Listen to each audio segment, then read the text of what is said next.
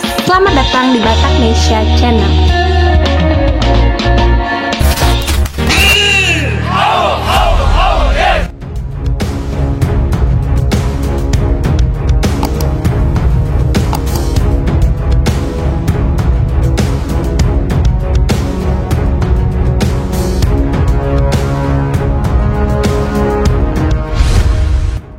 Ada kabar suka datang di awal November 2022 ini.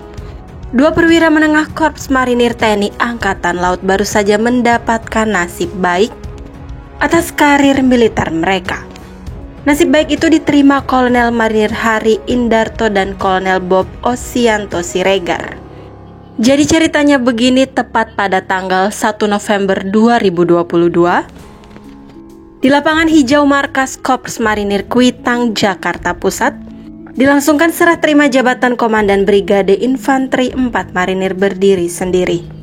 Nah, dalam sertijab yang dipimpin Komandan Korps Marinir Mayor Jenderal Marinir Widodo Dwi Purwanto, Kolonel Marinir Bob Siregar resmi naik jabatan dari Komandan Detasemen Markas atau Dandenma, Markas Korps Marinir menjadi Komandan Brigif 4 Marinir berdiri sendiri. Berdasarkan siaran resmi penerangan Korps Marinir, Kolonel Marinir Bob Osianto Siregar menerima tongkat komando dan Brigif 4 BS dari komandan sebelumnya, yaitu Kolonel Marinir Hari Indarto.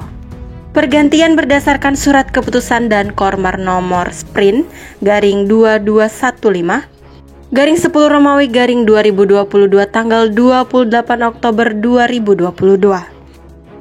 Jabatan dan Brigif 4 Marinir BS diserah terimakan dari pejabat lama Kolonel Marinir Hari Indarto SEMM kepada Kolonel Marinir Bob Osianto Siregar SEMM yang sebelumnya menjabat Komandan Detasemen Markas Komando Korps Marinir atau Dandenma Mako Kormar. Untuk diketahui, Brigade Infanteri 4 Marinir berdiri sendiri atau Brigif 4 Marinir BS merupakan brigade infanteri berdiri sendiri dan baru di jajaran Korps Marinir dan langsung di bawah Komandan Korps Marinir.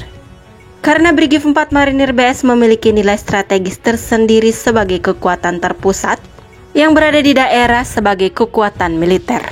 Dan Kormar dalam sambutannya mengatakan Brigade Infanteri 4 Marinir BS merupakan komando pelaksana dari Korps Marinir yang mempunyai tugas membina dan menyiapkan kekuatan serta kemampuan unsur-unsur tempur marinir dalam pelaksanaan operasi amfibi atau tugas-tugas tempur lainnya, serta melaksanakan tugas operasi militer selain perang yang bertanggung jawab kepada Komandan Korps Marinir.